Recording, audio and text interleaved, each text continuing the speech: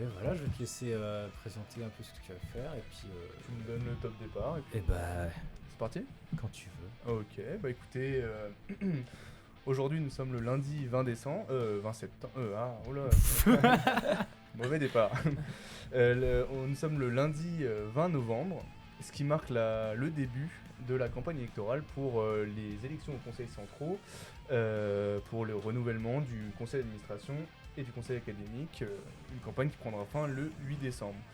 Donc vous, les étudiantes et les étudiants de Gustave Eiffel, vous serez appelés à voter du lundi 4 au vendredi 8 décembre 2023, donc c'est dans 3 semaines, 2 semaines. Alors sortez vos agendas, c'est très important. Pourquoi c'est très important? Alors ces élections sont, encore une fois, hyper importantes pour la vie étudiante. D'aucuns diront on s'en balance parce que oui, après tout, qu'est-ce qui va changer? Jamais rien ne change de toute façon. Et ben la réponse c'est que beaucoup de choses, beaucoup de décisions sont prises dans ces conseils. Beaucoup de choses qu'on prend, qu'on prend pour acquis et acquises et qui pourtant sont justement débattues dans ces conseils centraux. Alors qu'est-ce que sont les conseils centraux? Ce que l'on nomme conseils centraux, c'est 3 types d'instances: le Parlement étudiant, le conseil d'administration et le conseil académique. Les élections étudiantes du 4 au 8 décembre concerneront le conseil d'administration et le conseil académique. Mais que sont le conseil d'administration et le conseil académique? Alors, pour commencer, le conseil d'administration est l'instance de gouvernance de l'université, donc c'est l'instance la plus importante. Il détermine la stratégie et l'orientation générale de la fac. Par exemple, c'est lui qui vote le budget et qui alloue ce budget aux différentes composantes et formations.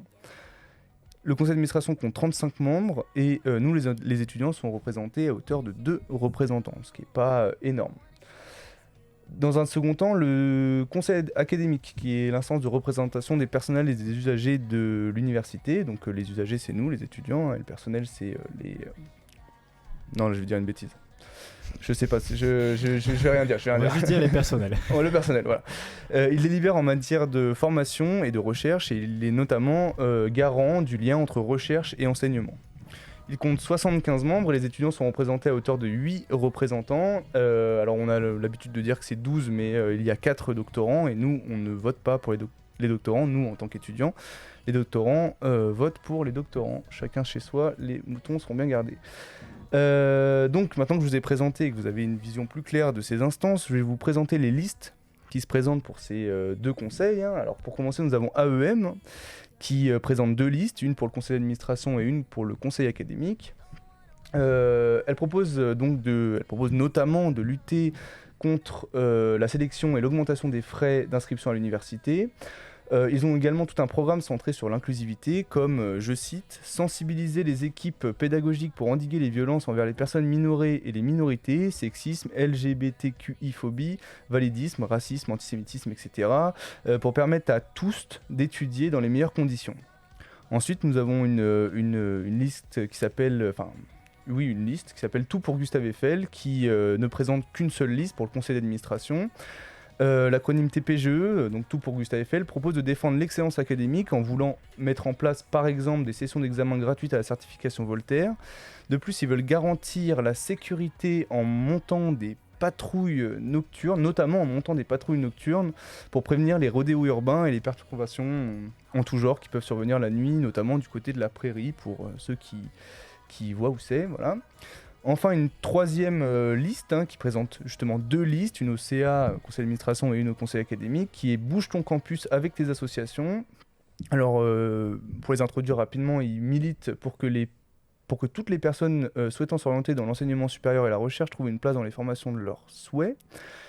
Il propose notamment, et entre autres, de bloquer à la fois les frais d'inscription à la fac et l'augmentation de la CVEC, la CVEC, et demander un accompagnement plus grand par l'université et le Crous des étudiants en situation de précarité.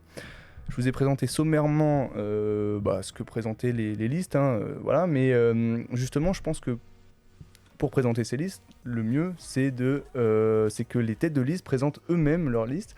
C'est pour ça que je lance une bouteille à la mer, si ces derniers nous écoutent, de de venir présenter leur liste ici, chez Radio Rec, en partenariat avec Tribun, dans une émission débat qui leur permettra justement de développer leurs arguments. Oui, voilà, c'est ce qui est en projet actuellement. On va les contacter d'ici peu. Et voilà. C'est une idée aussi portée un peu par la présidence de l'université. Voilà, et donc du coup je pense que ça permettrait de faire vivre la démocratie à travers les merveilleux organes que nous les étudiants mettons à disposition de d'autres étudiants, à savoir la radio Radio Rec, qui est le diffuseur, comme tu disais Nathan, des projets étudiants, et notamment justement des élections, et Tribun, qui est l'émission politique, de débat politique de la fac, et qui est partenaire et proche de Radio Rec.